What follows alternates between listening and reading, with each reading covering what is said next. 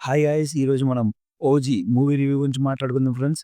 పవన్ కళ్యాణ్ గారిని ఏ విధంగా అయితే స్క్రీన్ మీద ఫ్యాన్స్ చూడాలనుకుంటారో, ఆ విధంగా ఈ మూవీ ఉంది. మూవీలో మెయిన్ సుజిత్ గారు, తమన్ గారు, పవన్ కళ్యాణ్ గారు ముగ్గురు కూడాను ఎవరికి వారు 100% ఎఫెక్ట్ అయితే ఇవ్వడం జరిగింది. సెకండ్ హాఫ్ కొంచెం స్లో అవుతుంది మూవీ.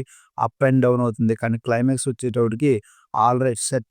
ఒక పవన్ కళ్యాణ్ గారి మంచి మూవీని మనం చాలా రోజుల తర్వాత చూసాము అనిపిస్తుంది. ఎందుకంటే ఇది పవన్ కళ్యాణ్ గారికి మంచి రిలీఫ్‌నిచ్చిన మూవీ అని చెప్పుకోవచ్చు.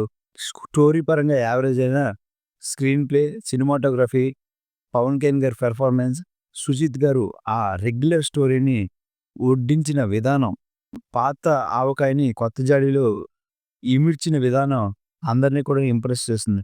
మూవీ అందరికీ నచ్చుతుందని చెప్పను. ఫ్యాన్స్‌కైతే మాత్రం మూవీ ఫుల్ మీల్స్.